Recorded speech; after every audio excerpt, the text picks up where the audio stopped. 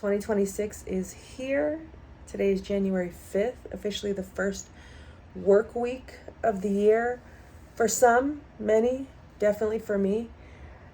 Definitely felt like first day of school vibes, low key, high key. I could barely sleep the past couple of nights. I'm still low key delirious. I'm not gonna hold you. Not being able to sleep last night was something else I was like Googling. Is insomnia a symptom of perimenopause? Of course, it said yes. And then I was thinking about, what am I anxious about? Is this a good not being able to sleep, or is this like a good anxious or a bad anxious? And I think it's just it was a healthy mix of both, because as soon as I got up, I washed my hair. I hadn't washed my hair in a while. In fact, my shower is having issues, and I was like, at the bare minimum, I at least need to be able to wash my hair. So I washed my hair. I feel so amazing after I did so.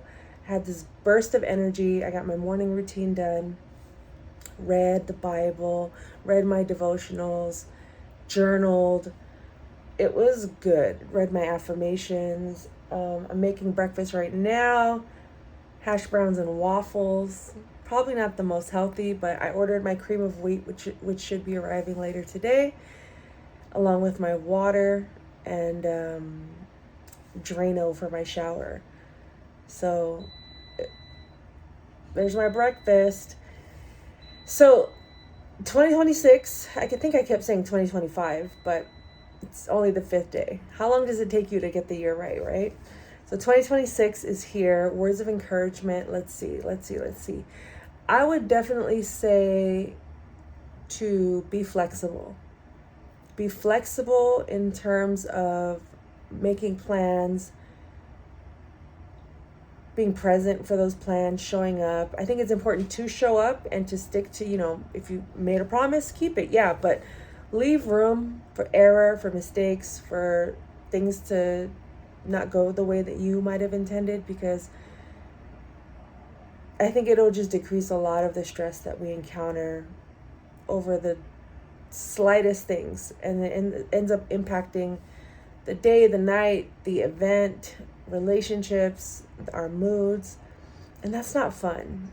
I think I did a lot of that last year, trying to control things, trying to keep my nervous system intact, and ultimately I just made things worse. So I've gotten a lot less rigid with my schedule, my feelings, and always having to feel like I need to defend myself or be combative. So something I'm working on, and I encourage everyone else to work on it, is to not be so stringent on the plans, and to be, just more gentle with yourself. Also, I would say plan your days. I know I was just saying, like, don't be so tight on your plans, but I've noticed that when I at least know my next couple of steps, I have a much more productive day. And when I say productive, I don't mean I've worked so hard for 8 to 10 hours.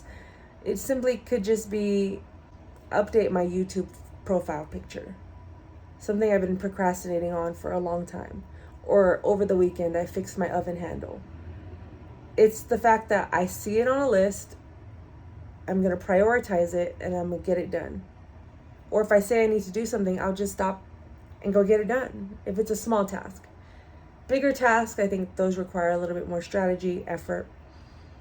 But do plan out your days as best as possible. I'm going to do something new this year where I'm doing night before planning, whereas I was planning for an entire month, and then when things went sideways, or if I ran out of steam or energy, or I wasn't feeling motivated to create or show up, then everything would just fall out of whack, and I'd get disappointed, I'd get defeated. So I said, you know what, things got to change. I need to start reevaluating how I approach each day. And if something doesn't get done, it doesn't get done. But at least I know this time around, a majority of those things will get done, versus just piling up because one thing went wrong in the day that screwed everything up. and just not considering that a defeat or not considering that a failure or a reflection on me. Unless I self-sabotaged or didn't sleep the night before and chose to doom scroll the whole time instead of trying to go to sleep or doing something to relax or at least learn something new in the middle of the night. But that's me. That's what I'm on this year. You know, the same fitness goals, definitely focusing on getting better, not necessarily focusing on more or less, but just getting better, being able to show up and to continue on the path that I'm on, to grow and be better, to be a better me, to be a better person for other people, to be a better student of God, follower of Jesus, you know, and just learning how to surrender, because my life is better with God. Point blank, period. And take that for what it is, for however you decide to interpret that. But this is my walk, this is my journey. And it's been a long, drawn out one.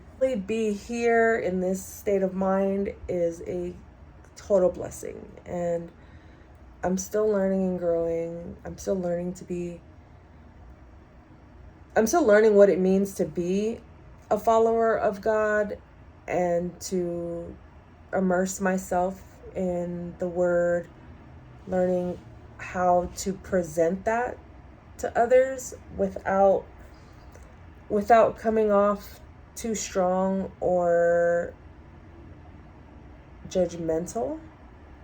Because I give strong and judgmental when I speak, because oftentimes I'm blurting things out without thought, and I could be impulsive, or my feelings are so passionate that sometimes the timing just isn't right. So I'm learning to find that balance or harmony in this part of my life, but I'm also not forcing it either. I do know that as long as I continue to talk about my journey, I think that is enough to inspire or motivate or even just simply encourage, you know, for people to help themselves. Because that's what this is for me. This is me helping me with God and allowing God to work through me and for me and with me. Whereas before I was trying to do everything on my own, and I was trying to people please too hard and trying to keep people in my life that we didn't align it with anymore. I didn't align with anymore, and vice versa. And there was just no consideration, and it was stressful. It was stressful until it wasn't. I low-key compared it to a car. Like, the car was good until the damage was done.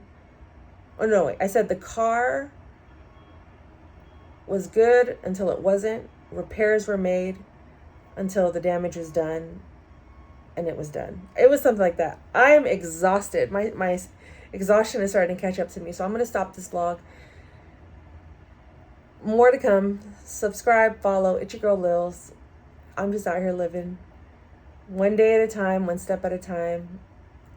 Life ain't perfect, but it is a blessing. Fearless individuality gives abundant healing. And that's all I got for now.